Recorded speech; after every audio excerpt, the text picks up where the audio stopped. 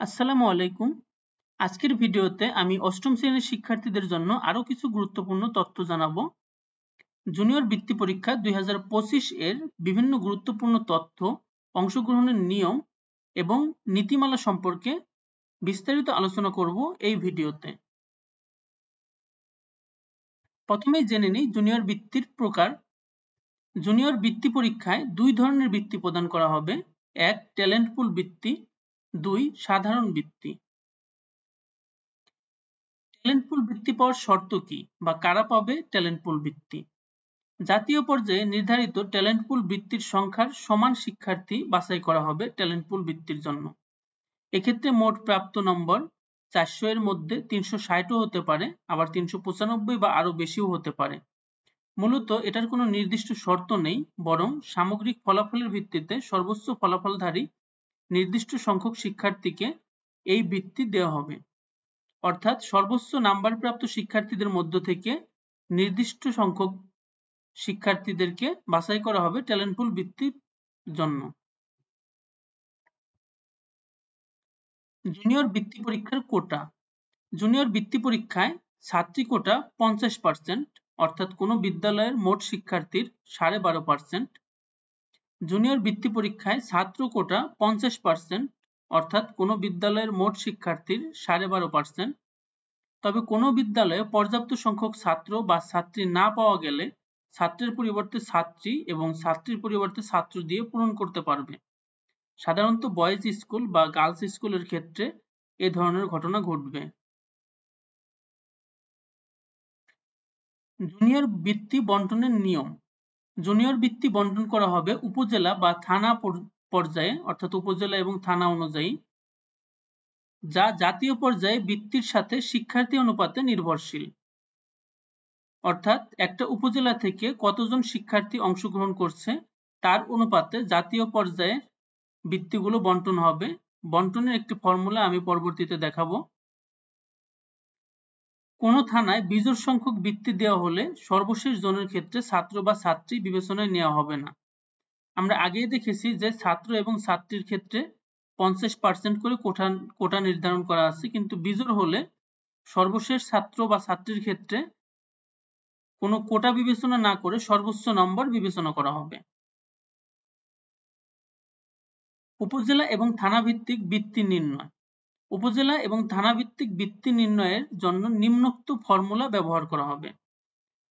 অর্থাৎ জাতীয় পর্যায়ের মোট বৃত্তি সংখ্যাকে উপজেলা পর্যায়ের মোট পরীক্ষার্থী সংখ্যা দিয়ে গুণ করা হবে, এরপর জাতীয় পর্যায়ের মোট পরীক্ষার্থী সংখ্যা দিয়ে ভাগ করা হবে।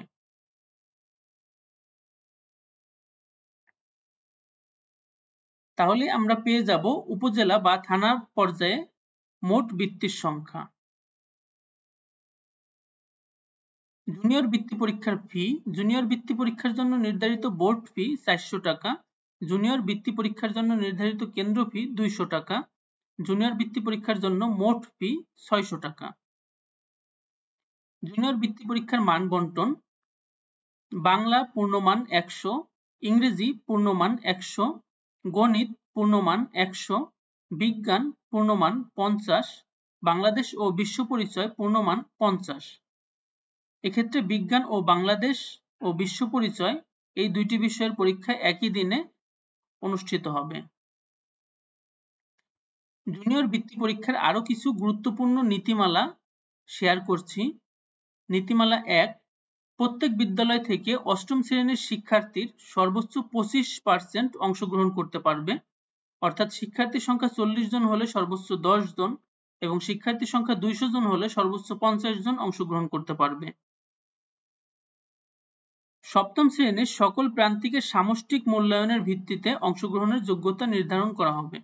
অর্থাৎ সপ্তম শ্রেণীর বিভিন্ন পরীক্ষার উপর ভিত্তি করে এবং অন্যান্য মূল্যায়নের উপর ভিত্তি করে জুনিয়র বৃত্তি পরীক্ষার যোগ্যতা নির্ধারণ করা হবে। নীতিমালা 3, এক বিদ্যালয়ের শিক্ষার্থী অন্য বিদ্যালয়ের হয়ে পরীক্ষা দিতে পারবে না। কোনো বিদ্যালয়ে পর্যাপ্ত যোগ্য পরীক্ষার্থী না থাকলে যতজন থাকবে ততজনই পরীক্ষায় বসবে। নীতিমালা 4, তবে জরুরি কারণে ছাড়পত্র নিয়ে বিদ্যালয় পরিবর্তন করলে বিশেষ শর্তে, 5 নং নীতিমালায় আমি শর্তটি উল্লেখ করেছি, বিশেষ শর্তে পরীক্ষায় অংশ নিতে পারবে। ৫ নং নীতিমালা, ছাড়পত্র নিয়ে অন্য বিদ্যালয়ে ভর্তি হলে জুনিয়র বৃত্তি পরীক্ষায় অংশগ্রহণের জন্য তার পূর্বের বিদ্যালয়ের সপ্তম শ্রেণীর ফলাফলের ভিত্তিতে যোগ্যতা নির্ধারণ হবে। নীতিমালা ৬, কোনো শিক্ষার্থী সংশ্লিষ্ট বিদ্যালয়ের শিক্ষার্থী নয় এরূপ প্রমাণ হলে তার প্রার্থিতা ও ফলাফল বাতিল বলে গণ্য হবে। নীতিমালা ৭, জুনিয়র বৃত্তি পরীক্ষা ২০২৫ এর জন্য অষ্টম শ্রেণীর সাধারণ সিলেবাস প্রযোজ্য। নীতিমালা ৮, শুধুমাত্র বাংলা, ইংরেজি, গণিত, সমাজ তথা বাংলাদেশ ও বিশ্ব পরিচয় এবং বিজ্ঞান বিষয়ের উপর জুনিয়র বৃত্তি পরীক্ষা অনুষ্ঠিত হবে। ৯, সর্বমোট ৪০০ নম্বরের পরীক্ষা হবে, প্রতিটি পরীক্ষার জন্য ৩ ঘন্টা সময় বরাদ্দ। বিজ্ঞান এবং বাংলাদেশ ও বিশ্ব পরিচয় এর জন্য সমন্বিতভাবে ৩ ঘন্টা সময় বরাদ্দ। ১০, বিশেষ চাহিদা সম্পন্ন পরীক্ষার্থীদের জন্য অতিরিক্ত ৩০ মিনিট সময় বরাদ্দ থাকবে। এক্ষেত্রে জেলা বা উপজেলা বা থানা মাধ্যমিক শিক্ষা অফিসারের লিখিত অনুমতি নিতে হবে।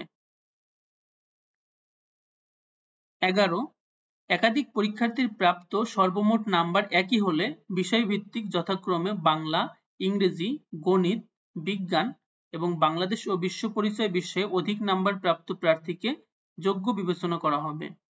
অর্থাৎ ২ জন প্রার্থী যদি সর্বমোট একই নাম্বার পায়, কিন্তু তাদের মধ্যে প্রথমে বিবেচনা করা হবে বাংলায় কে বেশি পেয়েছে, যদি উভয়ের বাংলা নাম্বারও সমান হয়।